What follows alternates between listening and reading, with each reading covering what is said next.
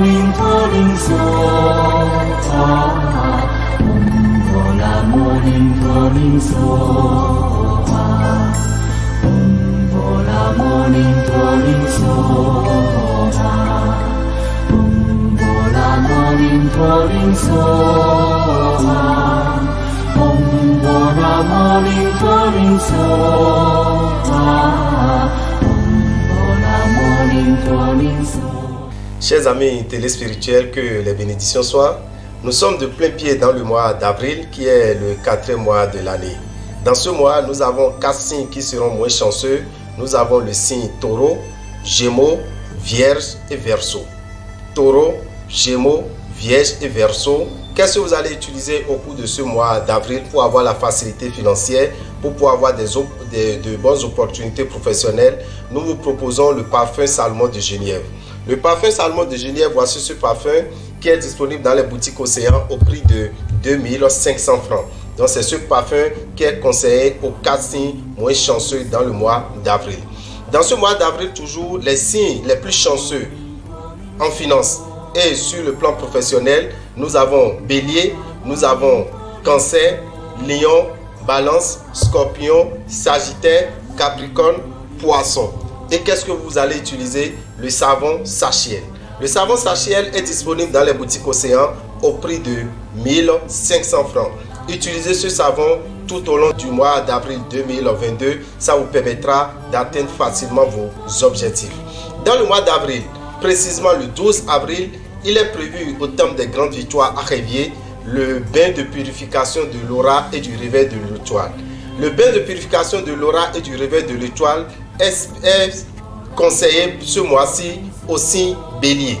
Bélier, c'est ceux qui sont nés entre le 21 mars et le 20 avril. Donc tout enfant qui naît actuellement jusqu'au 20 avril est du signe Bélier. Mais les Béliers, vous devez savoir qu'il a des aliments qui leur sont interdits. Il a des aliments qu'il ne doit pas consommer. Et ces aliments souillent leur aura. Vous qui êtes du signe Bélier, par exemple, vous ne devez pas consommer le maïs grillé, vous ne devez pas prendre la viande de pintade, vous ne devez pas prendre, comment l'appelle-t-on, la viande du coq, vous ne devez pas manger la viande de serpent, vous ne devez pas prendre la nourriture qu'on appelle adoé, vous ne devez pas prendre le beignet qu'on appelle ata. Tout ce qui est fait à base du sorgho, celui qui est du signe Bélier ne doit pas en consommer. Parce que ce sont des aliments qui souillent leur aura et ternissent leur étoile. En ayant un aura impur et une étoile éteinte, qu'est-ce que vous vivez? Rien que la malchance, l'échec, beaucoup de malheur. Et pour éviter tout ça, nous avons prévu pour vous un bain de purification de l'aura, du réveil de l'étoile, pour vous qui êtes du signe Bélier. Vous allez le faire le mardi 12 avril à partir de 7h. De 7h à 23h au temple des grandes victoires à Révier. De 7h à 23h. Pour venir faire ce bain de purification de l'aura et du réveil de l'étoile, vous qui êtes du signe Bélier, vous prévoyez 7770 francs. Ce même bain se fera pour nos amis qui sont dans le zoo, ceux qui sont dans les collines, et ça serait à la boutique Océan de Boycon, dans la rue de Radio Carrefour. Vous venez avec combien? Vous venez avec 7770 francs aussi. De 7h à 21h, le bain de purification de l'aura et du réveil de l'étoile se fera pour nos amis du signe Bélier qui sont dans les zones de Boycon. Vous qui êtes dans le nord profond, nous vous invitons à Parakou. Venez à Parakou, dans la rue qui fait face au portail de l'école primaire Kandagbé, à partir de 7h jusqu'à 21h. Vous avez la boutique Océan qui est dans cette rue. Vous venez là, vous allez pouvoir purifier votre aura et réveiller votre étoile pour attirer vers vous les bonnes vibrations et pour être chanceux tout le long de l'année 2022. Toujours dans le mois d'avril, précisément le 14 avril, c'est un jeudi. Ce jeudi est appelé le jeudi saint, car c'est le dernier jeudi qu'on verra avant d'aller vers la fête de Pâques. Ce jeudi saint, le prophète, le maître spirituel, Jésus-Christ a réalisé un rituel. Et lors de ce rituel, qu'est-ce qu'il a fait? Il a lavé les pieds à ses disciples. C'est un rituel de protection, chers amis. C'est un grand rituel de protection. Et ce rituel, nous allons le faire à ceux qui le désirent. Ceux qui ne veulent plus jamais avoir des problèmes de pied. Ceux qui veulent finir avec leurs problèmes de pied, nous vous invitons au temple des grandes victoires le jeudi 14 à partir de 7h jusqu'à 14h. à partir de 7h jusqu'à 13h plus tôt, vous venez là, vous allez pouvoir vous faire laver les pieds, vous allez pouvoir bénéficier de ce rituel qui est un rituel de protection. L'entrée est gratuite, libre et gratuite. Vous n'avez rien payé avant de venir là pour vous faire protéger vos 2 pieds. Parce que sans les pieds, nous avons des difficultés à évoluer. Ce même rituel se fera le même jour, le 14 avril à Boycon, à partir de 15h sur le terrain de basket qui est juste dans l'enceinte de la maison des jeunes de Boycon. Donc dans l'enceinte de la maison des jeunes de Boycon, juste derrière la salle de cette maison, nous allons faire ce lavement des pieds à la population de Boycon. Vous êtes chrétien, vous êtes musulman, vous êtes vaudouiste, vous êtes de n'importe quelle religion, venez bénéficier de ce rituel de protection. Vous n'aurez pas de problème de pied. Et pour éviter ça, venez, vous n'avez rien payé, l'entrée est libre et gratuite. Les produits de ravitaillement seront sur place et vendus à un prix forfaitaire. Ce qui est à 1000 francs, vous l'aurez à 500. Ce qui est à 2000, vous l'aurez à 1000 francs, ainsi de suite. Le samedi 16, qui est la veille de Pâques, nous avons prévu une soirée, une grande soirée. Cette soirée spirituelle va regrouper 10 hommes spirituels. En plus, Rabital, ça fera 11. Cette soirée spirituelle, il aura la présence de 12 artistes chanteurs béninois. 12 artistes chanteurs béninois qui vont rester là pour que nous puissions profiter d'une telle soirée. Une soirée spirituelle au cours de laquelle les hommes spirituels qui seront là vont donner des recettes. Vous allez partir avec 60 recettes spirituelles. Je dis bien 60 recettes spirituelles. Et ces 60 recettes spirituelles vous permettront de vivre mieux. L'entrée est à 500 francs. L'entrée à 500 francs. Et je profite pour vous dire que cette grande soirée spirituelle qui aura lieu ce samedi 16 avril à partir de 17h17 aura lieu à la place des fêtes de Romero. À la place des fêtes de Romero, non loin du CG4 de Boycon. Donc ce n'est plus à HECM. Nous ne ferons plus ça à HECM, mais on le fera à la place des fêtes de Romero, non loin du CG4. L'entrée c'est à 500 francs. Vous venez avec 500 francs, on vous donnera également une brochure sur laquelle vous allez découvrir plein de recettes, 10 bonnes recettes de chance, de protection, de réussite pour vous permettre de vivre mieux. Alors nous vous donnons rendez-vous le samedi prochain, le samedi 16 à partir de 17h17. Nous allons démarrer les activités à la place des fêtes de Romero. Merci à tout un chacun de vous, que les bénédictions soient. Pour tout renseignement, appelez-nous au 94 46 15 75. 94 46 15 75.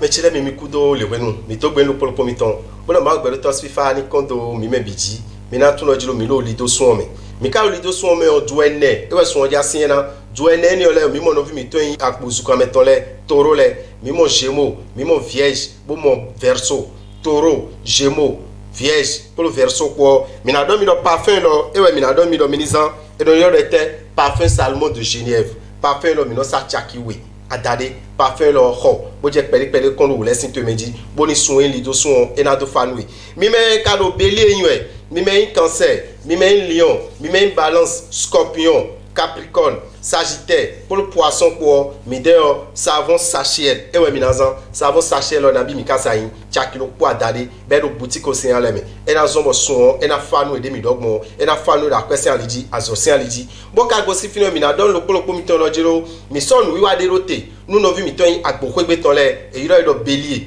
mais bélier le mi na tun lo jiro ta gbe jawe mardi 12 ans nous y a des bon mi soro tenmi ben wuli lesin nous y a anal le wede we bona fond habitué bona tasun le vutue eni o mi na tukumlo jiro ndudu de le de boy do dudu e no zon ba abi metono kwiji e no zon bo so we metono chi mi me beli le yo mi no da do adowe ya mi na do dan koko a mi na do kokolo asusi la mi na do sonu si la mi na do dansi la we me do beli yo en tout la table to ni kunyo no bandu no e bloko abokun po we me beli yo enyo no bandu a nu mo koton le ni akayin wanane bade mi me aduna do a ene ayi wanane eno le binozon ba bi metono kwiji bota yana kanu ba jono me ko biwe nu no me bi kwiro bible blo nko yo ko be bible avijan no fora nu mo koton e me na so na timo no le gbezanto me ha me na tuno je wuli le ni yo mi so no mardi 12 avril mardi 12 avril ko me beli yo en tuno jiro gan bi ba na le wo mo koton be si gan tewe me e we wuli le na be mo na fulu gan wo lo po me zanme 7h à 21h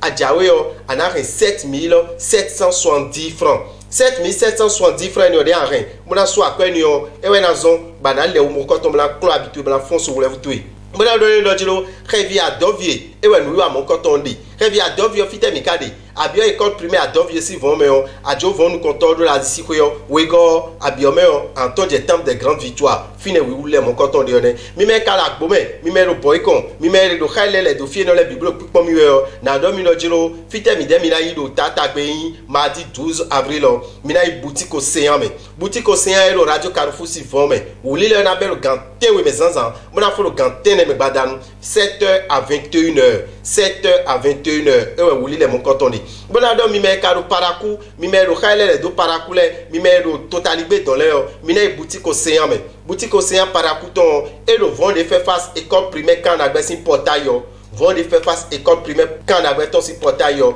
abio vend ni me yo ana mo boutique océan le fine wuli le na be lo ganté we me zanzan yo vo de 7h bona fo le 21h ganté ne me badanu mi na do mi do jiro akwe lo po je ren 7770 francs awale o mo koton habitué na ta bo son wole vutu na fond titenui bo tadagbe na sepon won ina khodo nu ko ina tinui azoto na do nu ko yi nu mo koton mi do weni ablo mo na ponde fe nu na je bezanto mi bon bo kan do mi do jiro gbegbe yonu zangbe gudo to mi na mo chobo na do pasco asin ko yo mi do jeudi saint o do 14 bloe jeudi 14 jeudi e jawe di yo me mi na tuno jiro ndede bo Jesus Christ blo bo kla fo nu deviton le afo ki klo ni ronron de we deji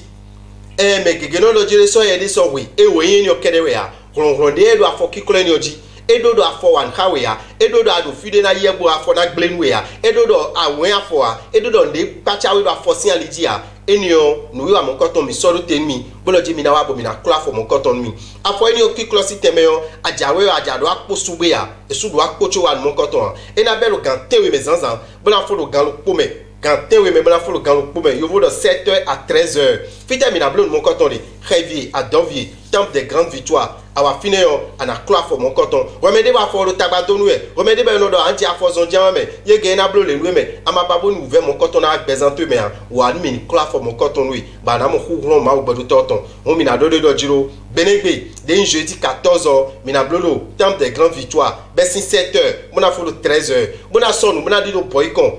ton na be lo 15h ganton me do fite maison des jeunes boycon maison des jeunes pour quand on sin terrain on dit fine mi na kla for mon coton li mbia we do akpo a ndo akpo to e ba ya awa fine na kla for to e bona e kwetu egbe bona mono jiro awa jije na no emisi do afo sin apako kaka ba mi na go sen ku madifi nde so si ya for sin situ ya bona do no jiro benegbe akawa fine no enu mi ton teme bo mi no sale adiwe ya parfum ya poudre ya mi na de akiko nu le gege nu gege tin bo mi ko tun awa fine benegbe yo anamoko parfum salmo de Genève de ndo edo chaki we adari dion awa fine amo chaki lo po adari savon sachet de ndo edo chaki lo po adari dion awa benegbe amo chaki lo po won awa Révier alo awa boycon anamo mo koto mo na ki koto bo mi so lu si fine yo mi na tuno jiro samedi 16 avril e we yansan kudo to eno mo chomo na pasco asin ko yo mi so nu wa da ko de rote nu wi wa eno wa eno ete nu na me lo gbigbo si aliji nu mo koton biblo mi na tuno jiro nu wa to lopo wo e we de mi na sepo mi mo na mi nu yen do fine nu ye de na mi yo azon ya o nu lo edokun jije we ya ali hunu mede we ya nu ye ba de yo anamo bikwi do fine gbenegbe nu ye lopo kande wo e we de nana quand des wo de nana ni ole rien na so biku blanwa rien hipotable portable mais les télé quand on va finir nana nous coton mais na tout no je baba mundali ko et na va finir et bokono jobeno et na va finir bokono gede non et na va finir unoga atefon et de minawa nous coton sinteme mina tout no jiro da sono et na wa nous coton sinteme da danveno mina mwelo tenyo mais na ko mi ton eno irodo bokono adira ena wan mo koton système uno ga fin pon mina mo do tenio me mina mo do jiro alpha rotor belian ena wan mo koton système cho mina tuno jiro dano abideji kofi mewu ena wan mo koton système mais mi ton hoto mi to e gosin yo voto me yo do maître ganesh be yo nuei en sito meton ena de mo koton clemio e suna wan mo koton système o mina don mi do jiro nuei na tole nué dagbe na tole kele mi ple be na wan mo koton système cho mina tuno jiro hoto mi ton ransinole e de sulo je mi kula kon mo koton système o ransinote na afine mina tuno jiro papa akwedo mina afine en nazito na afine zondo en afine zenlie no ho wedeme star mina mwedo teome Otis la légende et na afine Jim la merveille na afine Delcos man et de mina afine na jiram na bidi a itown Shermos Tamadao et na afine Ima na confine ya kese et no zenlie na afine no lo jowu press jowu et na ran mon coton système ya cho me na kwendo me na no eme kwisimu boyin babari bai to me no yo do baobabo e we so ma je beso e esuna wa mon coton système mi se hoton do bodo bona si no e do no mon coton sin wiwa système yo mi se so ma je beso do me gege do ku e ka ku e polo gbe ya mi pon yeton oh me da ho rapitan roi atiti egbe Aziza fait rosu yolo ikotoi pon gaduna yolo ikotoi do teu arume di khawe buru kutu ira duwe buru daguna wanto bo mi bi ko se imara tun do ko na le afrin yen so ba je gbeso Aziza le baba bo yolo ikoche to o khaji to le mene e do gbeso ko ku ko wanto ai samedi su prochain boy lo nu ejulo ido nga se ono ko ka ro te kari kula se ayo lo mi si do gbe se do bi buro re nu e wa mi ton titon ina no te titon lo gbo kiko ta yo to ka gare bi ko se ko me gan ya sécurité ya conseil ya e bi ko se un ko ire nu leyin we kayin me ko re yo ko vule nu na no e do ka ji to le me e inde bo vi mi taw e vi mi bo en gbe o gbe asana pe o abo me mi na mo we go tere gbe ge vi poye pona pa yo abo me ya mo we go tere rabita tore ba we o mana to we pere pon to gele vi wo foi aro okuku yeton no mi anu kun arino yoyere kaga menu ve me utole wan che gbe ye kaga ye pon egan ngoro ji odo din no ga eri kuje bo gbede je po ye san so mi larin pe gba san na pe I know we can be na bagba. Mi ne kala don mi do jiro enemi mone mi na wan mo koton sinteme yon ponko ewe mi na ren. Ponko de mi na ren yon mi je kholi ren na mi we mailo mi tunu we mailo jiwa. Nu yo lo po wo. Nu yo le lo po wo adi biblo ya. E o poudre biblo ya. Nu ya na blanc blo asi yo ya. Nu ya global na hunu yo ya. Wo e mi so do fine bo yen de swen na mo koton ba so de lo de je do na imbomo ponko ana su gbenegbe mo na mo koton la so e kweto egbe bo we de so arian na wa nu we de nu mo koton soirée ni o de mi si lo do soirée spirituelle de partage de recettes spirituelles fite mi diablode mi na blodo romeho Fille non plus spectacle de Romeho fine mi yablo mon contoni de ce j'ai 4 pas mais gegeo mi odo mi da ido jiro HCM mi yablo de mi dessin HCM do me do nku mi de le supo bo gege on fille no ma we do beto utu o mi gbolo je mi na no Romeho blanc bleu fine on mi me jawe fine le o mi na tuno nu wiwa na belo 17h17 yen na bia khosa 17h17 na bia khuyogbe Romeho si khuyogbe o na bia fine bo nu wiwa le na be bo kana do mi do jiro benegbe o nu vovo we de bomina ho nous comptons un glossi akpakwe ana gloise ana globo ana glo nu yina kale nu hwewo ana ke chake aton bona sa nu wenwe ni ole ai kwegbe o e no lo awowe lo po poro ilan hu lo popo e we nu ni ole ba so e kwegbe o de ana sangbon awate o me ona donwe akaza nu mo konton hwewo le wenle yo aseto si wa ninu we ya hwewo le wenle yo ale volo kanjiro agbazame onu mo konton arin chake aton awa fini ana ho evoa nous devons les voir finir boyin atin bo we so ana gu atin ni o aja gu atin ni tele anamo atakun apalopo anamo fi zoe jinu fi zo jinu de afiton ko egbe zo jinu de afiton anamo no lo poyun ede amo poyun lopo poyun di esin ayun pevi lopo bonamo akoe ma lupon gbede aboyin akoe yoyo we ma no lopo gona bonu mo koton ambe bi kilo gimi me na so be na wuzu atin ba je didoji kraki aton e a rembo khoino desu amolodi alina hunwe akweli na hunwe e lu poudre ni ozawe yo e no do zono je kweji bo to me khosu la di no avoin ko ha e o ponu hun igbe janwe yo e mi na mo akwe dan janwe nu mo koton mi na do mi kumulojiro mi ma lombo ni na khole nu mi yo mi wa so nu kumi tombo akona me de ko blokon ha be na indo jiro me yin nu ato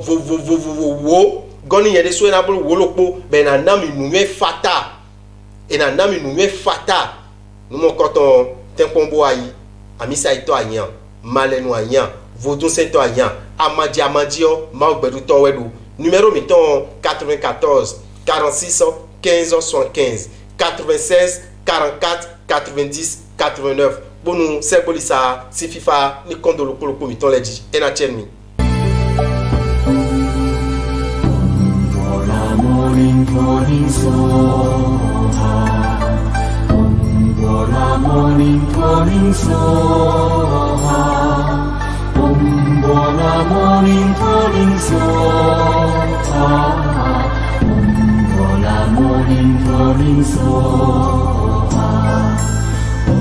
Bola morning calling soha Bola morning calling soha Bola morning calling soha Bola morning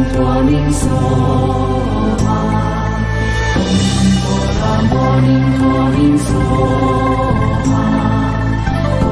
Bola morning calling soha Bola morning calling soha